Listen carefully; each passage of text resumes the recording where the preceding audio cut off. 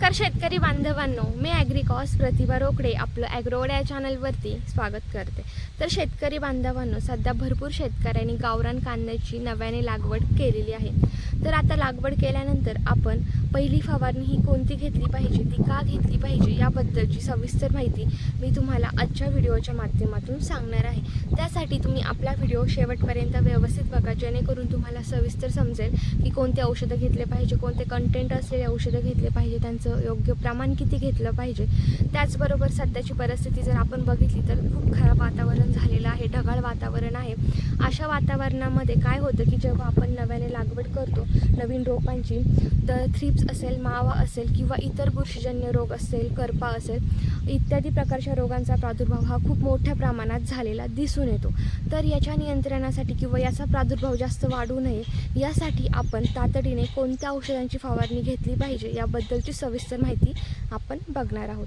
चला तर आपण व्हिडिओला सुरुवात करूयात। व्हिडिओला सुरुवात करण्याआधी जर तुमचे इतर पिकांबद्दल काही प्रश्न असतील तर तेही नक्की मला कमेंटमध्ये कळवा, यावरती नक्कीच मी तुम्हाला रिप्लाय करेल।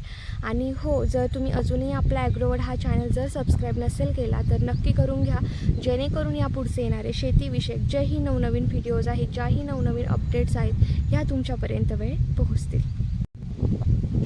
तर शेतकरी बांधवांना, कांद्यासाठी पहिली फवारणी करत असताना आपल्याला पहिल्या फवारणीमध्ये कॉम्बिनेशनमध्ये एक इन्सेक्टिसाईड घ्यायचं आहे, फंगीसाईड घ्यायचं आहे व झाडांची चांगली ग्रोथ होण्यासाठी, चांगली डेव्हलपमेंट होण्यासाठी, चांगली ग्रीनरी येण्यासाठी आपल्याला यामध्ये टॉनिकचाही वापर आवश्यक करायचा आहे।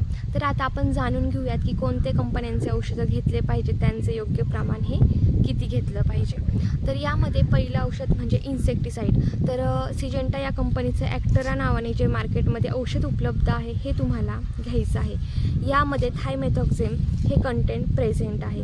या औषधाचं प्रमाण घेत असताना हे तुम्हाला प्रतिपंपासाठी 10 ग्रॅम असं घ्यायचं आहे। यामुळे काय होणार आहे की गाभ्यांमधला जो मावा असेल किंवा रस शोषणारे कीटक असतील, थ्रिप्स असतील, यांचा संपूर्णपणे नायनाट होणार आहे आणि परत याचा प्रादुर्भाव हा होऊन देणार नाही। तर यासाठी तुम्हाला ॲक्टरा हे जे कीटकनाशक मार्केटमध्ये उपलब्ध आहे हे तुम्हाला 10 ग्रॅम असं प्रतिपंपासाठी घ्यायचं आहे।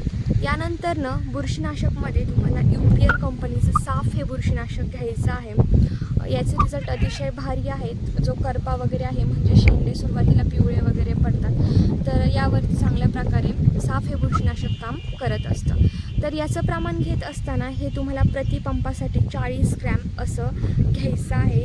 यामध्ये कार्बेंडेझिम प्लस मँकोझेब हे कंटेंट प्रेझेंट आहे। यानंतर शेतकरी बांधवांनो, टॉनिक जे आहे, जे आपल्याला फवारणीमध्ये घ्यायचं आहे, तर टॉनिक घेत असताना हे तुम्हाला बायोस्टॅट कंपनीचं बायोझाईम या नावाने जे मार्केटमध्ये औषध उपलब्ध आहे हे तुम्ही घेऊ शकता, किंवा हे तुम्हाला मार्केटमध्ये वेळेला नाही उपलब्ध झालं तर PI कंपनीचं बायोविटा एक्स नावाने जे मार्केटमध्ये औषध उपलब्ध आहे हेही तुम्ही घेऊ शकता। यामध्येही सीवीड एक्स्ट्रॅक्ट असेल, एन्झाईम असतील, प्रोटीन्स असतील हे प्रेझेंट आहे। यामुळे चांगली ग्रोथ, डेव्हलपमेंट, चांगली ग्रीनरी येण्यासाठी मदत होते। तर एकतर तुम्ही बायोझाईम घ्यायचं आहे किंवा PI कंपनीचं बायोविटा एक्स हे घ्यायचं आहे। या दोन्हीपैकी तुम्हाला मार्केटमध्ये जे औषध उपलब्ध होईल ते तुम्ही घेऊ शकता। तर बायोझाईम किंवा बायोविटा एक्स जे औषध आहे याचं प्रमाण घेत असताना हे तुम्हाला प्रतिपंपासाठी 40 ml असं घ्यायचं आहे। तर आता मी परत एकदा तुम्हाला व्यवस्थित कॉम्बिनेशन सांगते। तर इन्सेक्टिसाईडमध्ये तुम्हाला सिजेंटा या कंपनीचं ॲक्ट्रा या नावाने जे मार्केटमध्ये औषध उपलब्ध आहे हे तुम्हाला घ्यायचं आहे। याचा वापर करत असताना हे तुम्हाला प्रतिपंपासाठी 10 ग्रॅम असं घ्यायचं आहे। यानंतरचं दुसरं म्हणजे UPL कंपनीचं साफ हे बुरशीनाशक हे तुम्हाला घ्यायचं आहे। याचा वापर करत असताना हे तुम्हाला 40 ग्रॅम प्रतिपंपासाठी असं घ्यायचं आहे। आणि टॉनिकमध्ये तुम्हाला एकतर बायोझाईम घ्यायचं आहे किंवा बायोविटा एक्स हे घ्यायचं आहे। बायोझाईम किंवा बायोविटा एक्स या औषधाचा वापर करत असताना हे तुम्हाला 40 ml प्रतिपंपासाठी असं घ्यायचं आहे। तर शेतकरी बांधवांनो, अशा पद्धतीने तुम्हाला आपल्या कांद्यासाठी पहिली फवारणी करायची आहे। तर शेतकरी बांधवांनो, कशी वाटली तुम्हाला आजची माहिती, कसा वाटला तुम्हाला आजचा व्हिडिओ नक्की कमेंटमध्ये सांगा।